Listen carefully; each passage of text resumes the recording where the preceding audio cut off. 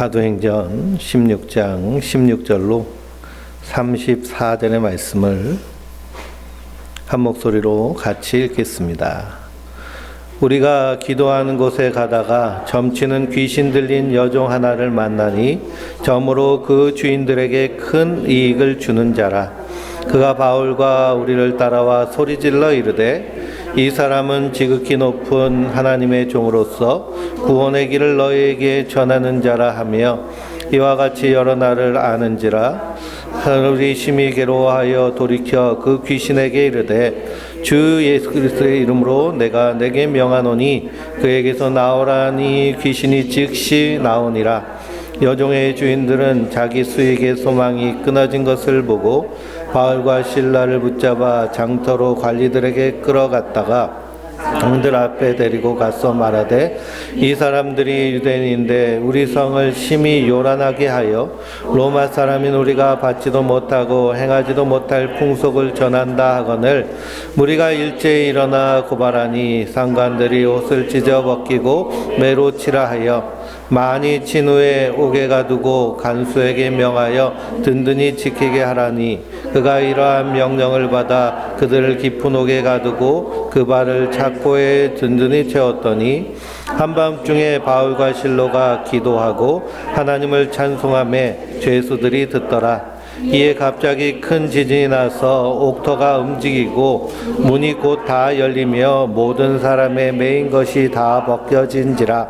간수가 자다가 깨어 옥문들이 열린 것을 보고 죄수들이 도망한 줄 생각하고 칼을 빼어 자결하려 하거늘 바울이 크게 소리질러 이르되 내 몸을 상하지 말라. 우리가 다 여기 있노라 하니 간수가 등불을 달라고 하여 뛰어들어가 무서워 떨며 바울과 실라 앞에 엎드리고 그들을 데리고 나가 이르되 선생들이여 내가 어떻게 하여야 구원을 받으리까 하거늘 이르되 주 예수를 믿으라. 그리하면 너와 내 집이 구원을 받으리라 하고 주의 말씀을 그 사람과 그 집에 있는 모든 사람에게 전하니라. 그 밤 그 시각에 간수가 그들을 데려다가 그 맞은 자리를 씻어주고 자기와 그 온 가족이 다 세를 받은 후 그들을 데리고 자기 집에 올라가서 음식을 차려주고 그와 온 집이 하나님을 믿음으로 크게 기뻐하니라. 아멘. 할렐루야.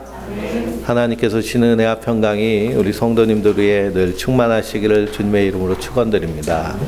오늘 설날이라서요 고향으로 가신 분도 계시고 함께 예배에 참석하신 우리 성도님들도 계신데요.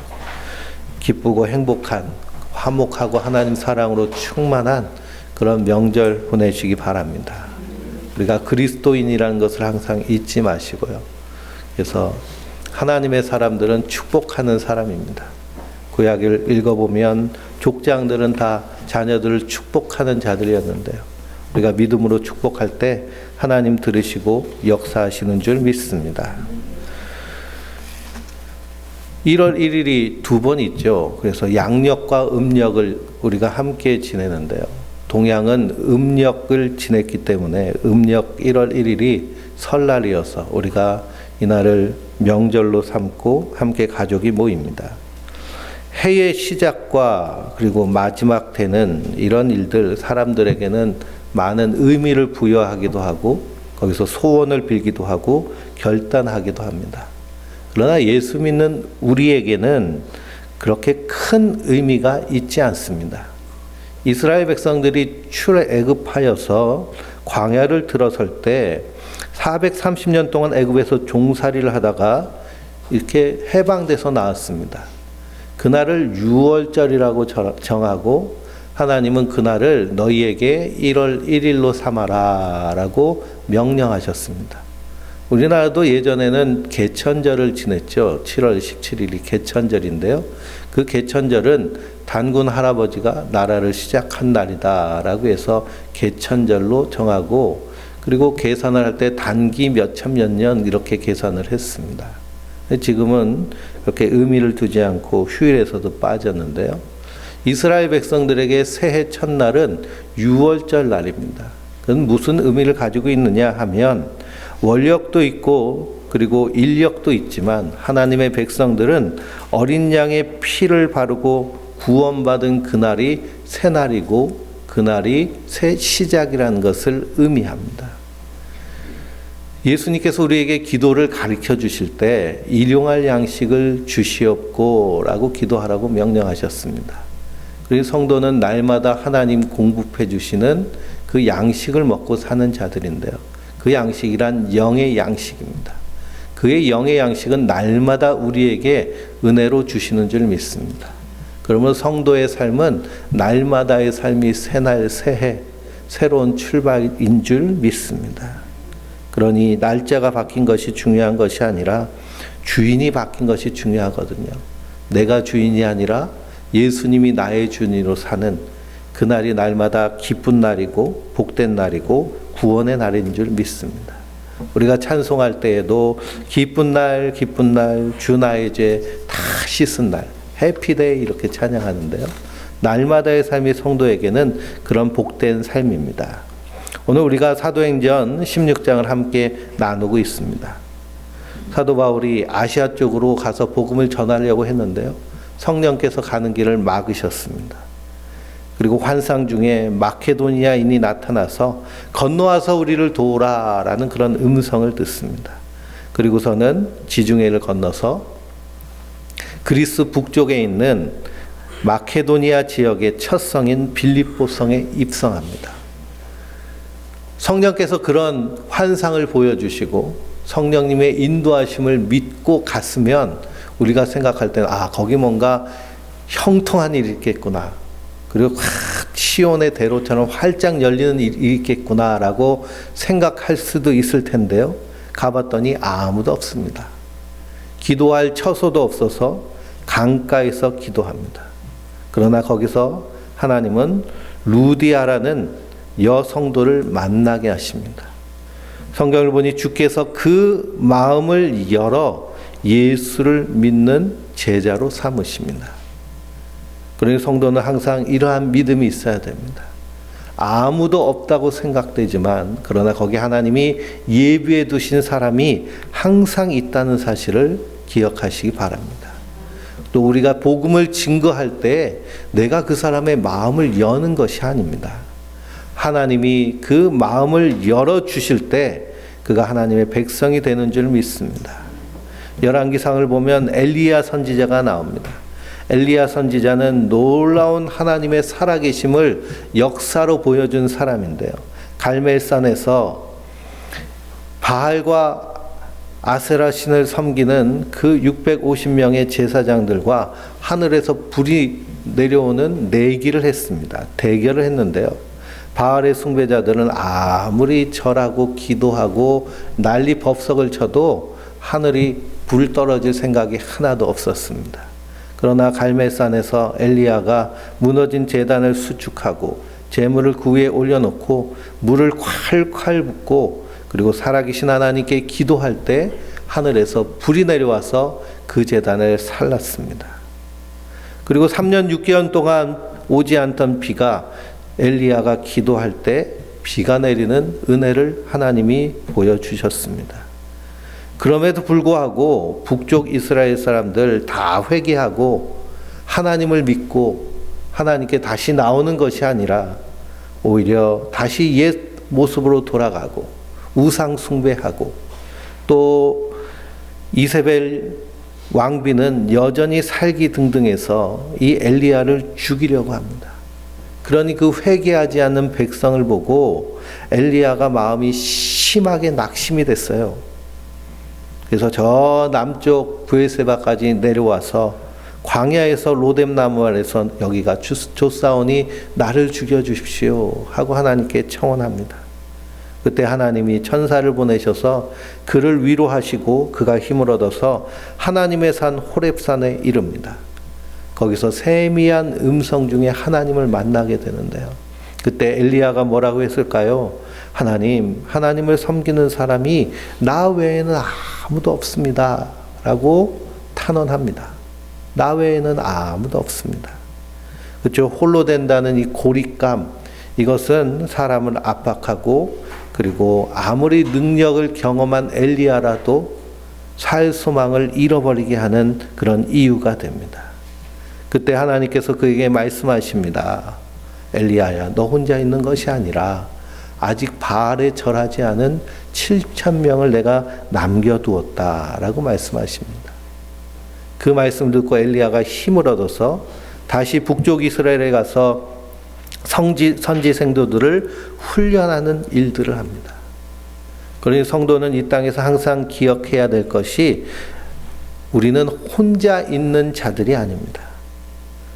주님께서 우리에게 약속하신 것이 내가 너희와 항상 함께 하리라 라고 약속하셨어요. 그리고 우리 안에 성령님을 부어주셔서 성령님이 우리 안에 계시는, 그래서 우리를 하나님의 성전 삼이신 줄 믿습니다.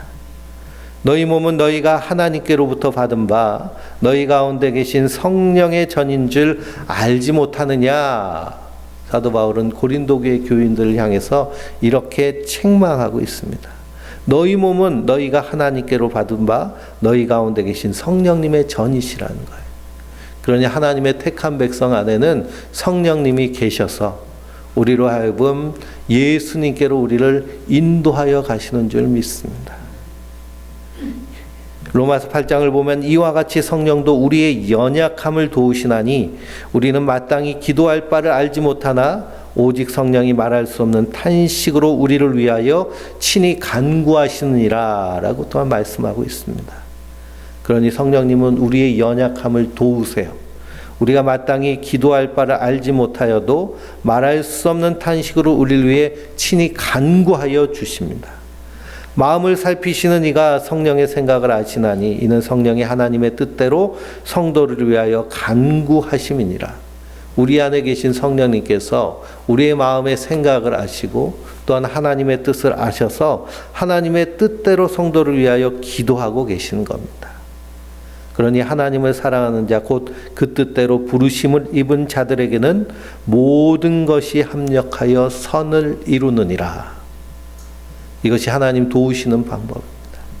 그러니 2023년도 모든 것이 합력하여 선을 이루시는 그 하나님을 만나는 우리 성도님들 되시길 주님의 이름으로 축원드립니다. 오늘 말씀이 모든 것이 합력하여 선을 이루시는 하나님이 역사하시는 그 일하심의 내용이 오늘 본문 안에 담겨져 있습니다. 때문에 성도는 일희일비하지 않습니다.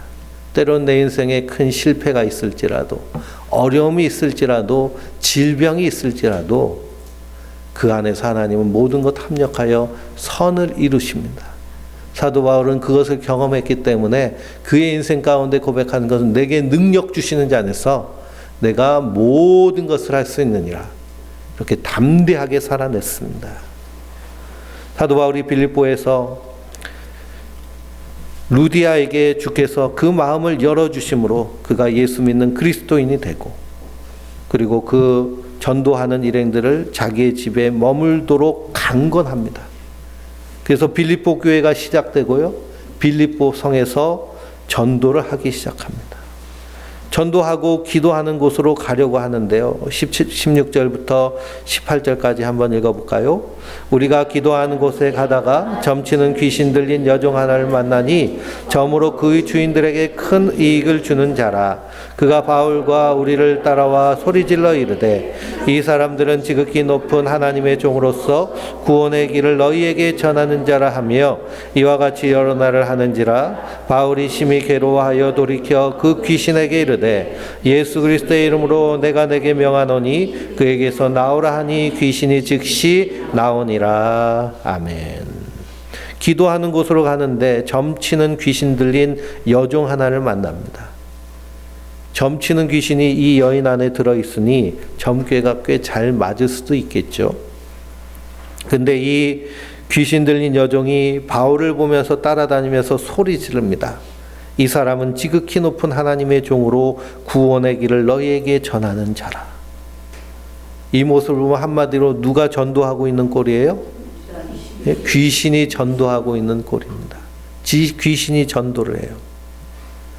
근데 그 모습을 보고 사도 바울은 심히 괴로워하였습니다.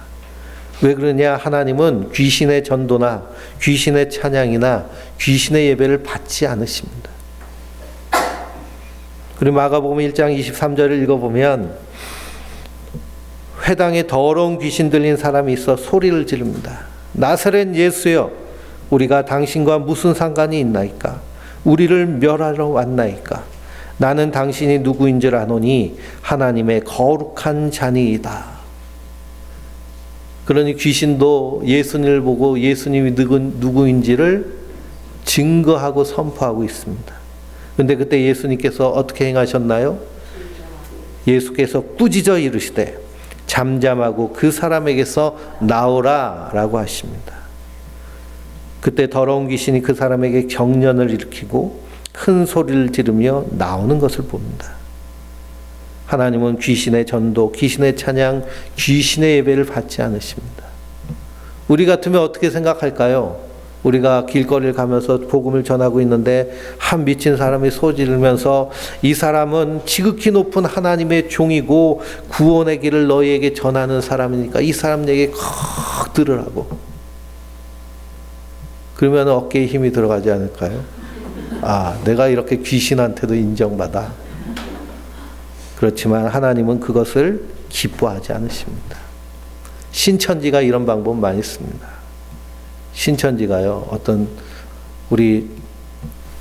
성도님, 우리 함께 상 공부하신 분이 계신데, 신천지가 어떻게 전도를 하냐면, 이 스님 복장을 하고요, 등산하는 이 성도님한테 접근을 해가지고, 아, 당신 귀인을 만날 테니, 그 사람을 만나면 꼭 그 사람 하라는 대로 하라고.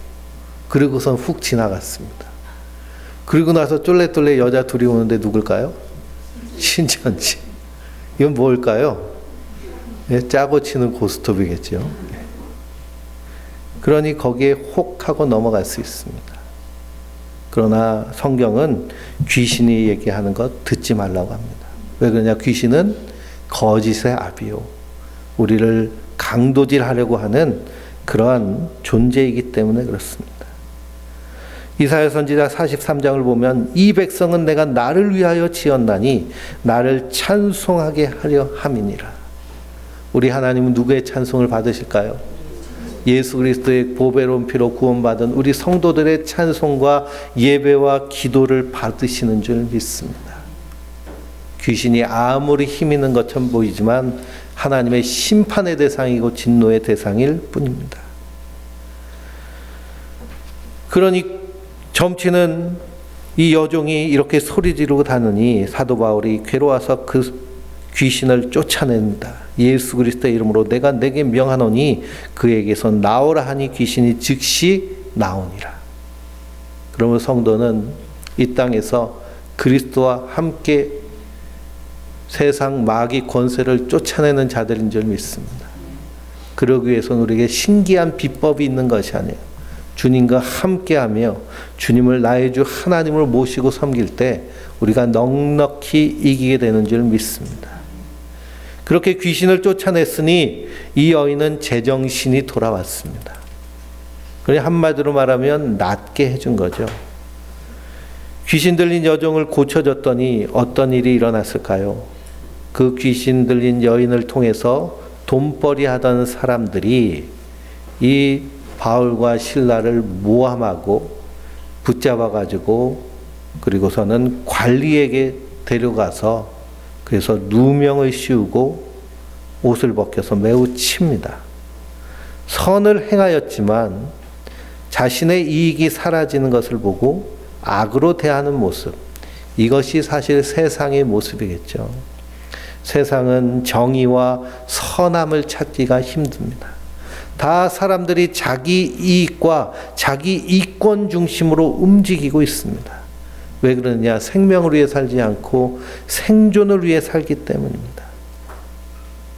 그러니 한 젊은 청년이 공무원 시험을 열심히 공부해서 공무원으로 들어갔어요. 지방 시청 공무원으로 들어갔는데 갔더니 거기서 공무원 같은 선배들이 퇴근하면서 이렇게 야근한다고 카드 찍어놓고 집에서 실컷 놀고 있다가 또 나와가지고 찍고서는 퇴근했다고 하고 하는 이런 비리를 저지릅니다. 그러면서 선배들이 야 너도 그렇게 해서 수당도 받고 돈도 챙겨야지. 근데 이 청년 보기엔 이게 불이하게 보였어요. 그래서 이것을 시정하자고 얘기도 하고, 그리고 감찰기관에다가 신고도 하고. 그런데 오히려 어떤 일이 일어났을까요? 조직적으로 이 사람을 괴롭히고 왕따시키고 그리고 고립시키는 그런 일이 일어났습니다. 그래서 결국에는 법정 공방까지 가게 돼서 언론을 통해서 우리가 뉴스로 듣게 되죠. 그러니 자기의 이익을 위해서는 선함이라든지 의로움을 다 팽개치는 것이 세상의 모습입니다. 예전에 현대자동차에서 소나타가 엔진 결함이 있어가지고, 그래서 그 안전 관리를 담당하는 김광호 씨가 그것을 회사에다가 보고를 했습니다. 이대로 자동차를 출고하면 자동차가 심한 안전에 위험이 생긴다고 신고를 했어요. 그런데 오히려 회사는 고치려고 하지 않고 이것을 무마시키려고 합니다.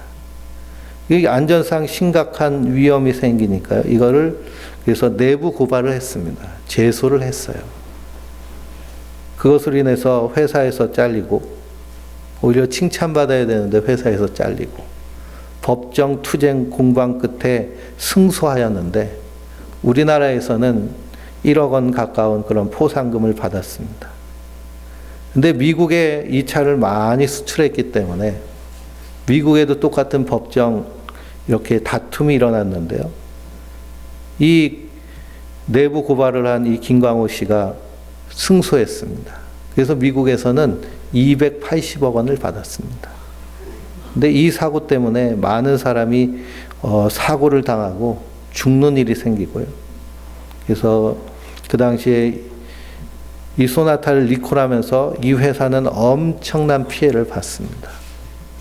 그러니 정의를 위해서, 선함을 위해서, 안전을 위해서 얘기를 해도 자기 이익을 위해서, 자기 자리를 지키기 위해서 그것을 무마하는 이런 깨진 세상의 모습을 보면 사도 바울 시대에는 충분히 가능할 수 있는 일이 바로 이런 일입니다. 지금도 마찬가지이기 때문이죠.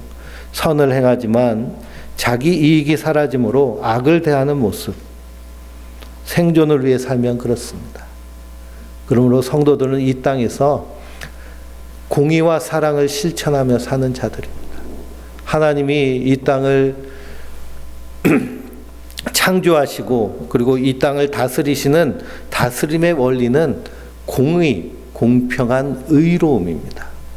그러니 정의가 사라진 세상에 정의를 외치며 사는 자들이 성도들이기 때문에 세상은 그리스도인을 싫어할 수밖에 없습니다.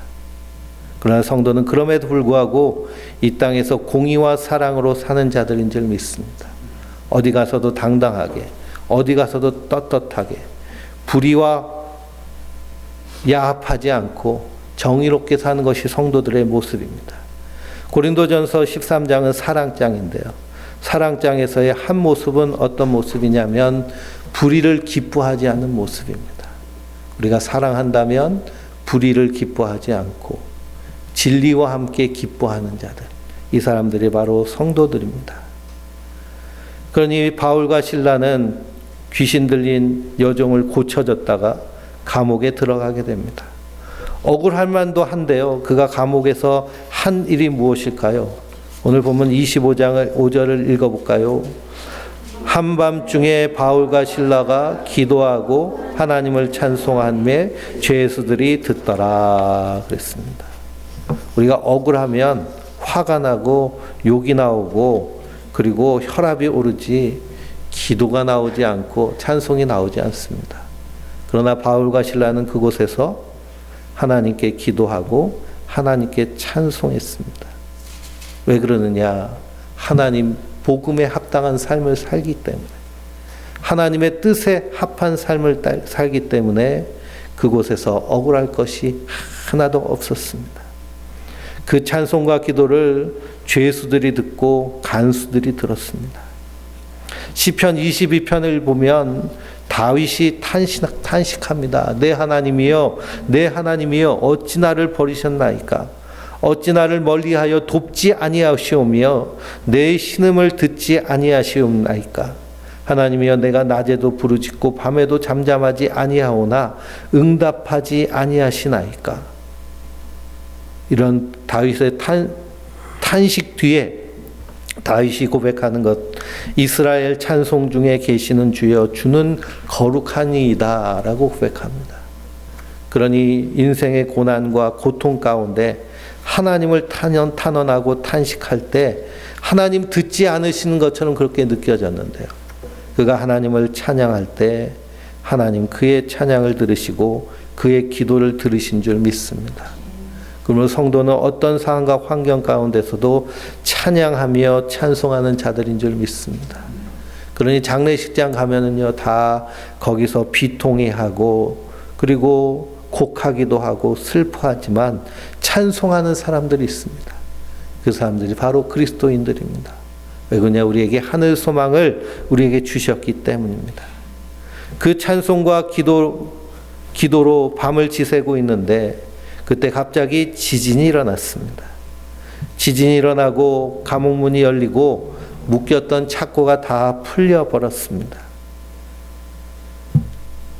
그러니 죄수들이 다 도망칠 것을 생각하고 그리고서는 간수는 자결하려고 합니다. 왜 자결하려고 할까요? 문책당하고 책임당해서 매 맞고 죽느니 차라리 그냥 죽자 하고 생각한 겁니다. 그 죽음으로 죽음을 피하려고 생각하는 거죠. 그만큼 인생은 죽음 앞에서 두려움과 공포가 큽니다. 그러니 히브리서를 읽어보면 자녀들은 죽을 것이 두려워해서 평생 마귀의 종노릇한다라고 성경은 말씀하고 있습니다. 그 마귀의 종노릇하는 죄악의 사슬을 풀어주시려고 예수님이 이 땅에 오신 줄 믿습니다. 그러니 그 예수 안에 있는 자들은 죽음이 두렵지 않습니다. 요즘 안락사 문제가 간간히 우리에게 들러옵니다. 그러니 스위스에 가면 안락사를 시켜주는데요. 그래서 주로 어떤 사람이 스위스에 가서 거기서 가족들하고 이별 여행하고 마지막 안락사를 택하느냐 하면 말기 암 환자들, 중증 질병에 걸린 사람들이 거기서 안락사를 선택합니다. 이 모습을 성경적으로 보면 죽음으로 죽음을 피하려는 그런 선택입니다. 물론 그 질병의 고통, 아픔을 우리가 겪어보지 않고서는 이루 말할 수 없습니다. 그러나 성도는 우리의 인생길 가운데 질병으로 인해 고통당하는 것도 십자가의 고난에 참여하는 일이다 라고 한다면, 그러면 그 죽음, 고통을 피하기 위해 죽음을 선택하는 것은 하나님의 뜻에 합당하지 않다라는 결론을 내릴 수밖에 없습니다. 그래서 세상은 늘 이런 모습입니다. 그러나 지진이 났을 때 사람들이, 죄수들이 다 도망갔을 것이다 라고 생각했지만 바울과 실라는 도망가지 않았습니다. 옥문이 열리면 도망가는 것이 죄수의 기본 수칙인데요. 도망가지 않았어요. 그러니 이 모습을 보고 간수도 깜짝 놀라고 벌벌 떨면서 그 발 앞에 엎드리고, 또 누구도 깜짝 놀라셨을까요? 하나님도 깜짝 놀라셨을 겁니다. 바울과 실라가 도망가지 않은 이유는 죄 지은 것이 없기 때문에 도망갈 이유가 없는 겁니다. 그러나 이런 믿음의 선택과 믿음의 결단을 할 때 하나님 반드시 합력하여 선을 이루게 하여 주시는 줄 믿습니다. 생존을 위해 살면 도망가야겠지만 생명을 위해 사는 자들은 도망갈 이유가 하나도 없습니다. 도망가지 않은 바울을 바라보며 간수가 그 발 앞에 엎드려서 한 말이 무엇이냐? 30절에 보니 선생들이여 내가 어떻게 하여야 구원을 받으리이까? 라고 고백합니다. 내가 어떻게 하여야 구원을 받으리이까? 나는 죽을 것이 두려워서 죽음을 선택했는데 당신은 옥문이 열렸는데도 왜 도망가지 아니하고 거기 서 있느냐 하는 겁니다. 바울과 실라가 감옥에 갇힌 이유를 간수는 누구보다 잘 알 겁니다. 그러니 저 사람들 억울한 사람들이라는 것을 다 알고 있는데도 오히려 기도하고 찬송하는 그 모습을 보며 그 간수의 마음 가운데는 심한 갈등과 고뇌가 생겼을 겁니다. 요한 웨슬리 목사님이 미국 선교에서 실패하고 처참하게 실패하고 다시 배 타고서는 영국으로 돌아오는 길에 그 도버 지중해를 건너는데 심한 풍랑이 일었습니다. 그 당시에 배라는 것이 다 범선이었기 때문에요. 침몰하는 일이 다반수였는데 그 흔들리는 배 안에서 이 요한 웨슬리 목사님은 죽을 것이 겁나서 벌벌 떨며 하나님 살려주세요, 살려주세요 하고 있는데 저기 한쪽에 모라비안 경건주의 기독교인들이 모여서 하나님을 찬미하고 예배합니다. 그 모습을 보고 큰 충격을 받습니다. 나는 두려워서 벌벌 떨고 있는데 이 풍랑 속에서 저 사람들은 어떤 사람들인가? 그리고 그 웨슬리 목사님이 후에 영국의 올더스 게이트 거리에서 이 웨슬리안 모라비안 교도들이 모이는 그 집회에 참석했다가 로마서 서문의 말씀 오직 의인은 믿음으로 말미암아 살리라 하는 그 말씀을 통해서 완전히 회심하고 진정한 그리스도인으로서 복음을 증거하는 복음의 일꾼이 된 줄 믿습니다. 오직 의인은 믿음으로 말미암아 살리라. 그 믿음은 하나님은 죽은 자도 살리시고 그리고 없는 것도 있게 하시는 하나님.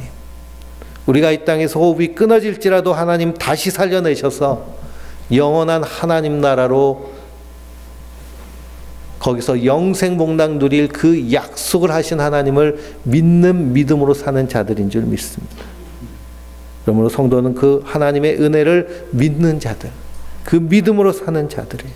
그 믿음으로 구원받은 자들입니다.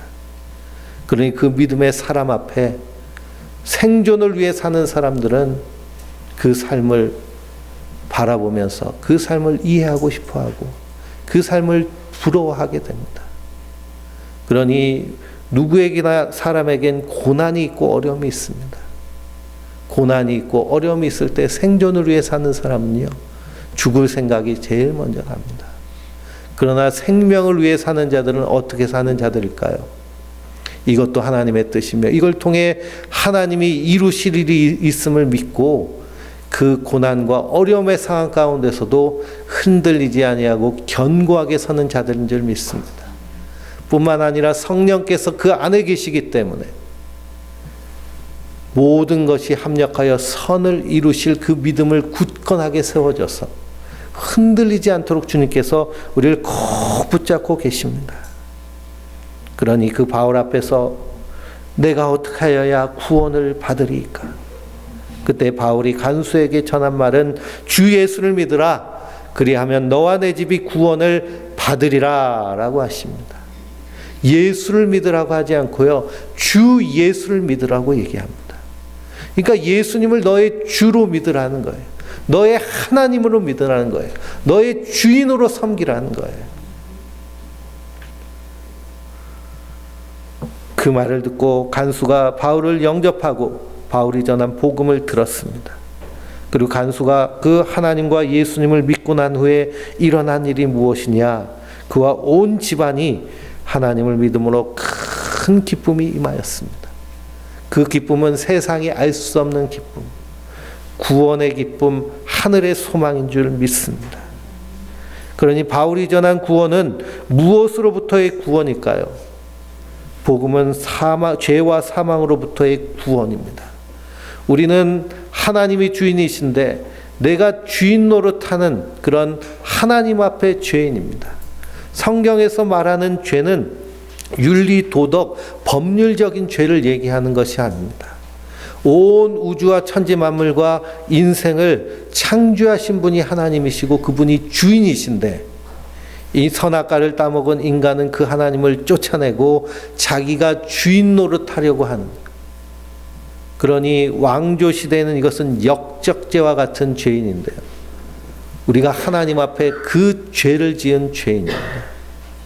그 죄는 반드시 심판받아 지옥 형벌을 받을 죄인데요. 하나님은 사랑의 하나님이시기 때문에 구원의 길을 열어주셨습니다. 하나님이 사람이 돼서 이 땅에 오셔서 우리 죄와 허물을 대신 지시고 십자가에 달려 죽으심으로 우리의 죄를 대신 지신 것입니다. 그러니 그 예수님을 믿는다는 것은 내가 죄인임을 깨닫고 예수님이 나의 죄를 대신 지시고 십자가에 달려 죽으심으로 내가 하나님 앞에 구원받은 용서받은 죄인임을 깨닫고 이제는 내가 내 인생의 주인으로 사는 것이 아니라 예수님이 나의 주인 되셔서 예수님의 말씀 따라 예수님의 명령 따라 사는 것이 성도의 삶인 줄 믿습니다. 그런데 예수님이 우리에게 주신 명령은 단 하나입니다. 그게 뭘까요? 내가 너에게 새 계명을 주노니 서로 사랑하라는 겁니다. 하나님의 사랑과 공의의 삶이 하나님 우리에게 주신 주인으로서의 주신 명령인 줄 믿습니다. 그러니 이 간수와 그 간수의 모든 집은 무엇으로부터 구원받았느냐? 자신이 주인 노릇하는 고통에서 구원받았습니다. 자기 인생을 자기가 주인 노릇하려고 할 때 그것은 고통스럽습니다. 왜 그러느냐? 가짜 주인이 진짜를 조정하려고 하니까요. 조정이 되지 않습니다. 자격 없는 사람이 그 자리에 앉아 있으면 얼마나 괴로운지 모릅니다. 이 대한민국 대통령이 외국에만 나가면 이상한 얘기를 하잖아요. 그냥 입 닫고만 있어도 감사할 텐데 한마디씩 하면 그것 때문에 분쟁이 일어나고 국가 간의 갈등이 일어나고 자격이 없는 사람이 그 노릇을 하려고 하니 초보 운전이면 운전을 어떻게 해야 될까요? 겸손하게 해야 되잖아요. 근데 막 밟아대니까 뒤에 타고 있는 사람들이 저도 초보 운전 딱지를 딱 붙이는데 그 교회 봉고차에다 아버지가 붙여주시고 수요일 날 운행을 하라고 하시더라고요. 운전면허 따고 연수 일주일 받고서는 교회차 운행을 했습니다. 수요예배 끝나고 우리 성도님들이 뒤에 타가지고 가시는데요. 저 겸손하게 운전을 했거든요. 근데도 뒤에 계신 분들이 다 이거 붙잡고 계시더라고요. 옛날 봉고차는 안전벨트도 이게 잘 안 돼 있는데 다 안전벨트 메고 계시고 다행히 사고 난 적은 한 번도 없지만요. 그러니 우리 인생에 내가 주인으로 타는 것이요 사실은 고통입니다.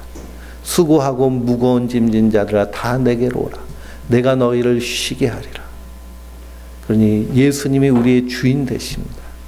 그 주인의 인도함을 따라 살 때 우리는 이 땅에서 평안과 감사와 은혜가 넘치는 삶을 살게 됩니다. 그러나 내가 내 인생의 주인이 될 때요. 정말 내 생각대로 내가 원하는 대로 사나요?